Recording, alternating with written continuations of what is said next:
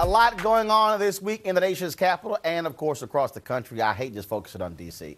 Here to sort it all out, Keli Goff, contributing editor of Loop21.com and author of The GQ Candidate. We call that a shameless plug. It's now in paperback.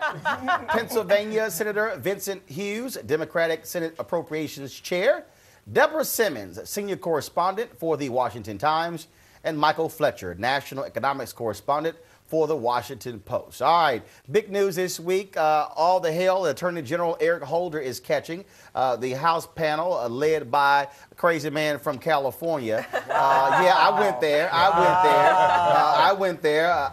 Issa, whatever his name is. They want to hold him.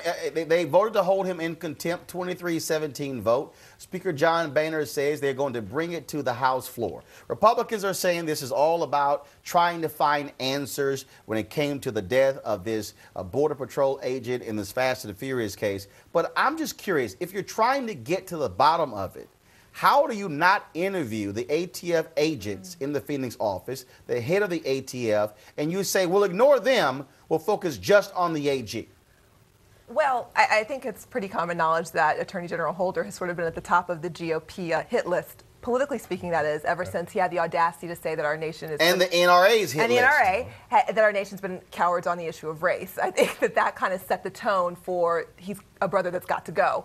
And while there's also the issue of him leading the charge on the voter suppression issue, right. I actually think that the bigger issue with Holder is that it's a way to target the president on the issue on which the Republicans are most nervous. Not the economy, not immigration, not foreign policy. It's likability. The reason President Obama has stayed in such a strong position despite the state of the economy is that 8 out of 10 Americans like him, even the ones who don't think he's great on economic policy. The way you can attack on that is by trying to show some level of corruption or a lack of honesty in the administration. Right. And the RNC has said that role, and they've gone on record saying you can't attack him on character because he's too likable. You mentioned voter suppression. Here's what Nancy Pelosi, Congresswoman Nancy Pelosi, had to say.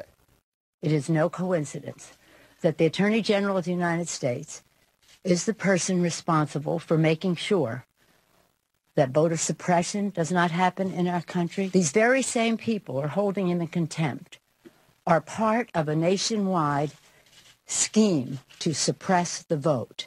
Even Senator John Cornyn of Texas, my home state, alluded to the whole issue of the AG and what he's doing when it comes to voter suppression as one of the reasons why he should resign. It's a traditional, Roland, it's a traditional Republican tactic to distract the voters from the real issue at hand.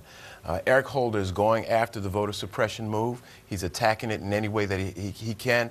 The Republicans know that they don't have a real response to that, so let's distract everybody from the real issues at hand. Deborah, let's you say say, no? let's say that he's the enemy, when in fact he's not the enemy. Man of a tremendous sense of integrity. We need to protect him and protect that position. First of all, let's dismiss what Nancy Pelosi said. In this context only, she's implying that the Justice Department cannot walk and chew gum at the same time.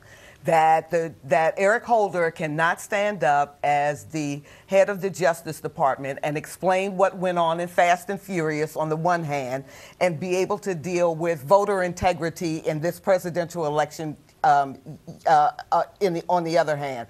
And that's absolutely false. We know he can, and we know he is, as a matter of fact. As for the contempt charge, even the Agent Terry's parents said, it appears as though the White House and or the Justice Department is hiding something, and we want to know what that is. Whether we call it a smoking gun or a scheme or is irrelevant. The documents that Issa wants, he wants the documents after the death.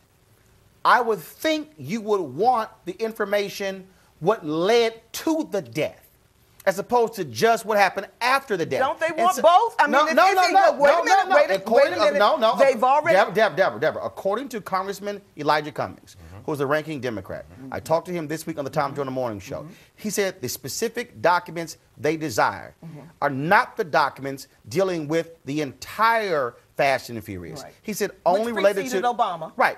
First of all, because the program was created under President Bush. And then, but he said, so that's not what they want. He said it will only want the documents, the communications that took place after the border agent's death. I'm still trying to understand that if you want to get to the bottom of the whole issue, you want to examine it in its totality. That's not what they're trying to do.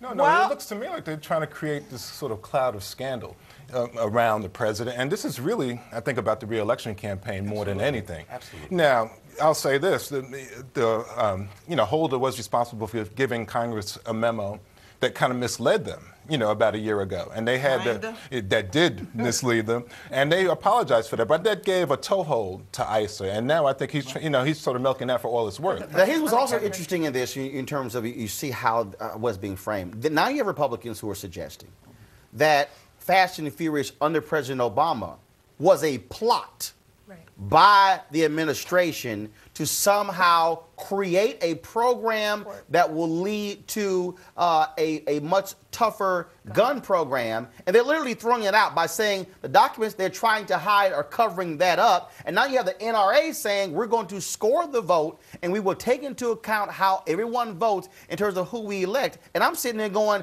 all of y'all from crazy land, if it's all of a sudden this master plot to have Fast and the Furious to somehow lead to gun control. This is the first time in the Obama administration that they've gone to put in privilege to hold on to documents, and the latest of any administration in their first term over the last 20 years. This is purely political. They're attacking the president through Holder, and the American people are going to see through this, and it is purely a distraction. So you see that invoking executive privilege. Hold up. I need about a 3-minute distraction, pay some bills. So hold tight.